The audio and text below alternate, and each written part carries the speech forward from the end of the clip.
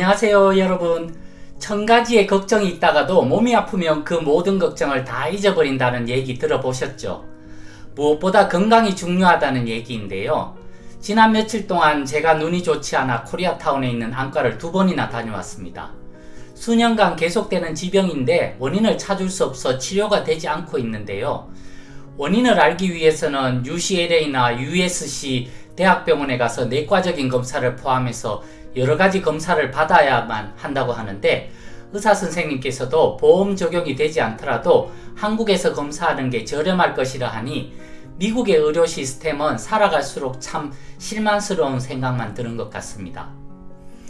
몸이 아프니 의욕도 사라지고 의욕이 없으니 삶의 활기도 없어지는데, 정말 식상한 얘기 같지만 건강이 제일이라는 말이 빈말은 아닌 듯 싶습니다. 눈은 아프지만 입이 아픈 게 아니니 오랜만에 코리아타운에 나간 김에 제가 가장 좋아하는 유천냉면에 가서 냉면도, 그리고 팔가순대에 가서 순댓국도 덕분에 잘 맛봤습니다. 이제 9월이 되었습니다. 그 뜨거운 여름도 차츰차츰 열기가 식어갈 것이라 기대해보며 여러분들 모두 건강에 더욱 유념하시기 바랍니다.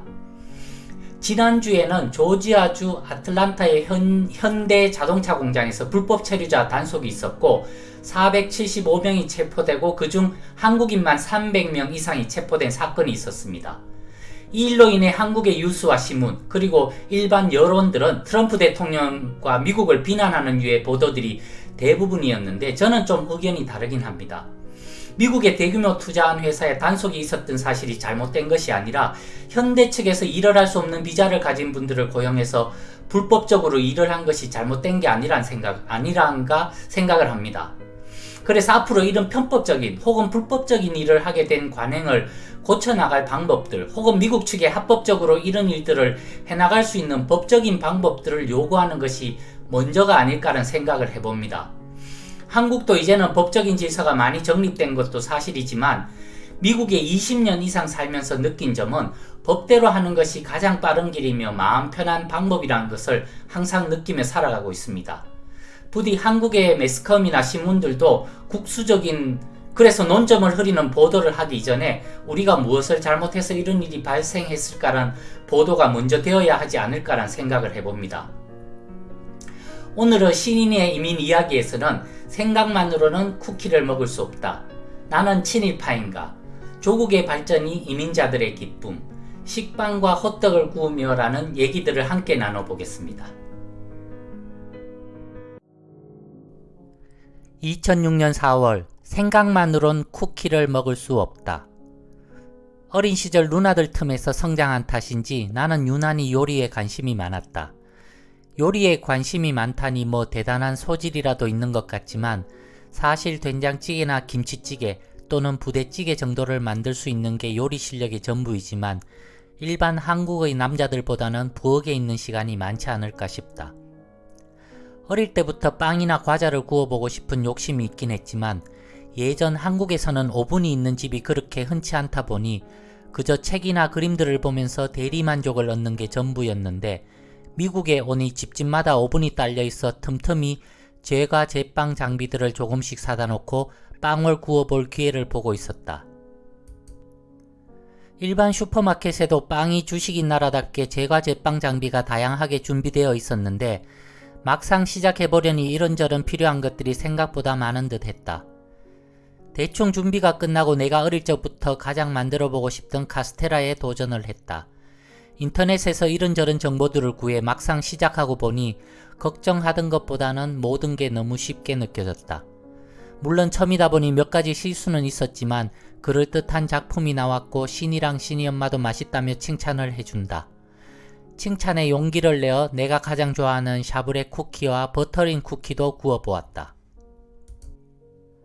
시중에서 판매하는 제품들과는 비교가 될 수 없지만 그래도 꽤 괜찮은 결과물들이 나와 기분 좋은 성취감들을 느낄 수 있었다. 수십 년 생각만 하다 오늘 드디어 처음으로 빵과 쿠키를 만들면서 참으로 큰 교훈을 얻게 된다. 생각만으론 절대 카스테라가 구워지지 않는다. 그리고 생각만으로는 쿠키를 맛볼 수가 없다.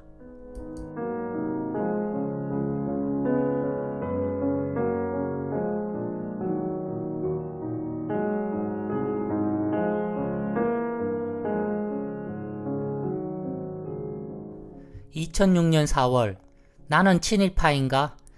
요즘 한국은 일본과 독도 문제나 과거사 문제로 여전히 가깝고도 먼 이웃으로 이런저런 말들이 많지만 미국에 있는 우리는 신의로 인해 일본과 더 가까워지는 느낌을 받고 있다. 신의의 가장 친한 친구 중에 한 명이 미사키라는 일본 아이이다 보니 자연스레 서로 교류가 많아지고 미사키의 아빠가 알래스카에서 수산물을 수입해 이곳 스시 가게에 납품을 하는 비즈니스를 하다 보니 가끔 귀한 수산물을 선물 받을 때가 있다. 어제도 성게와 전복을 선물 받았는데 우리는 그때마다 김치나 집에서 직접 만든 도넛 같은 것으로 답례를 하곤 했다. 어제 선물 받은 전복은 알래스카에서 바로 가져왔다고 하는데 한국의 전복 이상으로 맛이 일품이었다. 일본 가족들과 친분과 교류를 가지다 보니 일본인이나 한국 사람들이나 전혀 다르지 않다는 것을 느끼게 된다. 정도 많은 듯하고 특히 상대방을 배려해주는 마음이나 예의 바름은 한국 사람들과 같은 조상이 아니었을까란 생각이 들 정도이다. 물론 나라와 나라 사이에는 수많은 해결해야 할 문제들이 많겠지만 우리 가족과 미사키 가족이 나누는 배려와 정만 있다면 수많은 해결되기 어려운 난제들이 봄 햇살에 녹아내리는 눈같이 사라지지 않을까란 기대도 해본다.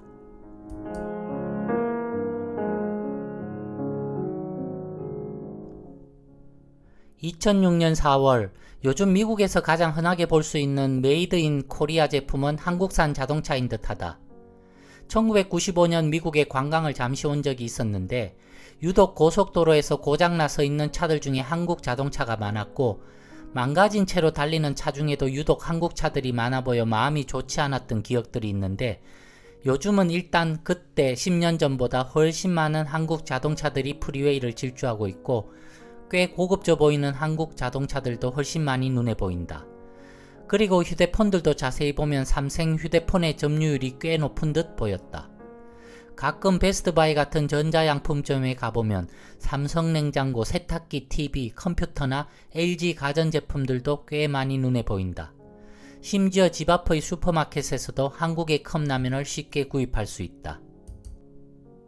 불과 이민 온 지 4년 만에 이런 큰 변화가 생길 것이라고는 상상도 못했는데 역시 조국을 떠나온 이민자들에게는 떠나온 조국이 부강해지고 타 민족들에게 좋은 평과 인정을 받는 것보다 더 좋은 일은 없을 듯하다.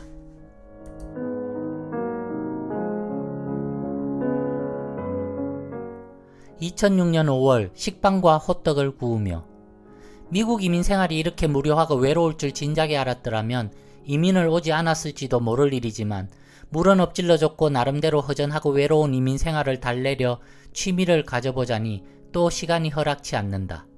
하여튼 최근에는 없는 시간들을 쪼개어 빵 만들기, 쿠키 만들기에 열을 올리고 있다. 며칠 전에 빵의 가장 기본이라는 식빵 만들기에 도전을 했고 나름 성공을 거뒀다.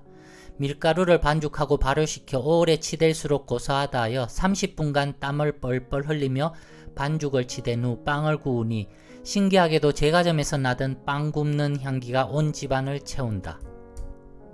갓 구운 신선한 빵을 맛있게 먹어주는 가족이 있으니 더욱 땀을 흘린 보람이 있는 것 같다.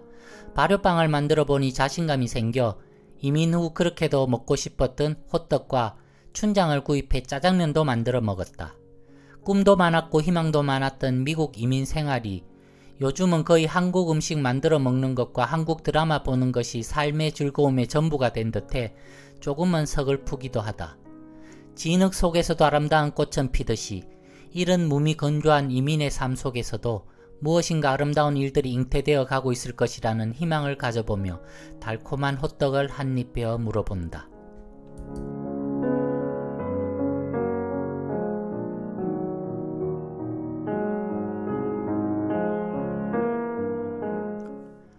(2006년 5월) 개구멍에라도 감사하자.